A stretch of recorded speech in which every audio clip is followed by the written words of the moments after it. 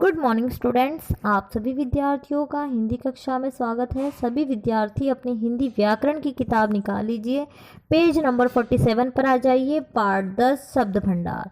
तो बच्चों, शब्द भंडार पाठ हम पहले पढ़ चुके हैं। शब्द भंडार पाठ में हमने पर्यायवाची शब्द, विलोम शब्द और अनेकार्थी शब्द यहाँ तक पढ़ लिया था। और आज जो हम पढ़ने जा रहे हैं वह है अनेक शब्दों के लिए एक शब्द, श्रुति संभिन्नार्थक शब्द, समूहवाची शब्द और निर्जीव पदार्थों की ध्वनियाँ। तो सबसे पहले हम पढ़ने जा रहे हैं अनेक शब्दों के लिए एक शब्द। सभी विद्यार्थी चित्र ध्यान से देखिए, पढ़िए और समझिए। विशाल रोगियों का इलाज करता है। विशाल डॉक्टर है। रागिनी कविता लिखती है। रागिनी कवित्री है। दादी जी केवल फल सब्जी खाती है। दादी जी शाकाहारी है। पारस मूर्ति बनाने का काम करता है। पारस मूर्तिकार है। ऊपर दिए गए चित्रों के नीचे लिखे पहले वाक्य में बात को बहुत अधिक शब्दों में कहा गया है और दूसरे वाक्य में उसी बात को संक्षिप्त रूप में कहा गया है। दोनों वाक्यों में अर्थ समान है। कम शब्दों में बात कहना एक कला है। इससे भाषा कैसी लगती है? इससे भाषा संक्षिप्त, स्पष्ट व प्रभावशाली लगती है। अतः किसी भी बात को अनेक शब्दों में कहने के स्थान पर एक शब्द में कहने से भाषा सुगठित लगती है। तो बच्चों, अनेक शब्दों के स्थान पर एक शब्द का प्रयोग क्यों किया जाता है? क्योंकि इससे भाषा सुंदर, सरल व प्रभावशाली बनती है। इसलिए अनेक शब्दों के स्थान पर एक शब्द का प्रयोग किया जाता है। अनेक शब्दों के स्थान पर एक शब्द का प्रयोग करने से क्या होता है? अनेक शब्दों के स्थान पर एक शब्द का प्रयोग करने से वाक्य का अर्थ नहीं बदलता है। तो आइए स्टूडेंट्स, कुछ अनेक शब्दों के लिए एक शब्द पढ़ें।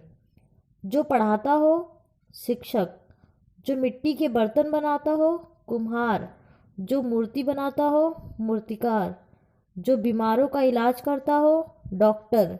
जिसने शिक्षा प्राप्त न की हो, अशिक्षित। जिसने शिक्षा प्राप्त की हो, शिक्षित।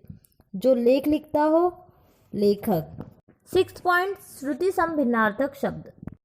सभी विद्यार्थी चित्र ध्यान से देखिए, पढ़िए और समझिए। गृह, ग्रह। अश्व, अश्म। तो बच्चों, चित्रों के नीचे लिखे गए शब्द सुनने में तो एक समान प्रतीत हो रहे हैं, किंतु उनके अर्थ अलग है। ये श्रुति संभिन्नार्थक शब्द है। अतः जिन शब्दों का उच्चारण एक समान हो किंतु अर्थ अलग अलग हो, उन्हें श्रुति संभिन्नार्थक शब्द कहते हैं। तो बच्चों, श्रुति संभिन्नार्थक शब्द किसे कहते हैं? जिन शब्दों का उच्चारण एक समान हो किंतु अर्थ अलग अलग हो, उन्हें श्रुति संभिन्नार्थक शब्द कहते हैं। आइए कुछ अन्य श्रुति संभिन्नार्थक शब्द देखें। अंश, अंश का अर्थ होता है कंधा। अंश, अंश का अर्थ होता है हिस्सा। अंत, अंत का अर्थ होता है समाप्त। अत्य, अत्य का अर्थ होता है नीच। अन्न, अन्न का अर्थ होता है अनाज। अन्य, अन्य का अर्थ होता है दूसरा। अभिराम, अभिराम का अर्थ होता है सुंदर। अविराम, अविराम का अर्थ होता है लगातार। अनिल, अनिल का अर्थ होता है हवा। अनल, अनल का अर्थ होता है आग। अश्व, अश्व का अर्थ होता है घोड़ा। अश्म, अश्म का अर्थ होता है पत्थर। अस्त्र, अस्त्र का अर्थ होता है सूर्य का अस्त होना।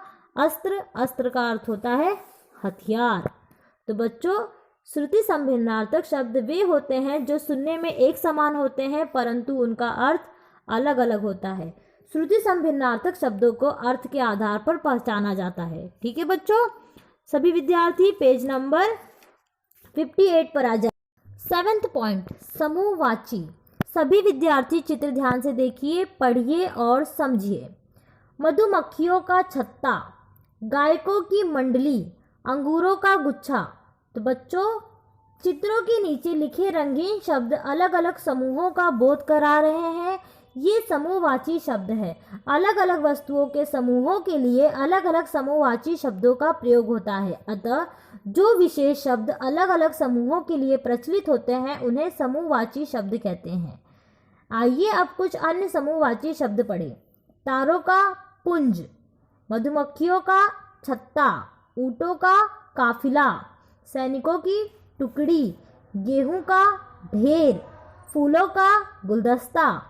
गायकों की मंडली। पर्वतों की श्रृंखला। लकड़ियों का गट्ठर। गायों का वृंद। नोटों की गड्डी। ठीक है बच्चों, अब सभी विद्यार्थी पेज नंबर 59 पर आ जाइए। 8 पॉइंट, निर्जीव पदार्थों की ध्वनियाँ। सभी विद्यार्थी चित्र ध्यान से देखिए, पढ़िए और समझिए। तो स्टूडेंट्स, पहला जो चित्र है वो किसका है? आकाश का, और आवाज़ क्या है? गड़गड़। दूसरा जो चित्र है वो किसका है? पत्तों का, आवाज़ क्या है? खड़खड़। तीसरा चित्र किसका है? घंटी का, आवाज़ क्या है? टन-टन। जिस तरह सजीव बोलते हैं या उनकी कुछ ध्वनियाँ होती है, उसी प्रकार निर्जीव पदार्थों की भी कुछ निश्चित ध्वनियाँ होती है। आइए कुछ निर्जीव पदार्थों की ध्वनियाँ पढ़ें। दिल का आवाज़ क्या होती है? दिल की ध्वनि क्या होती है? धक धक। बिजली की आवाज़ क्या होती है? कड़कड़। सिक्कों की क्या होती है? खन खन। घड़ी की आवाज़ क्या होती है? टिक टिक। दांतों की आवाज़ क्या होती है? Kit kit. ढोल की आवाज़ क्या होती है? ढम ढम। टेलीफोन की आवाज़ क्या होती है? ट्रिंग ट्रिंग।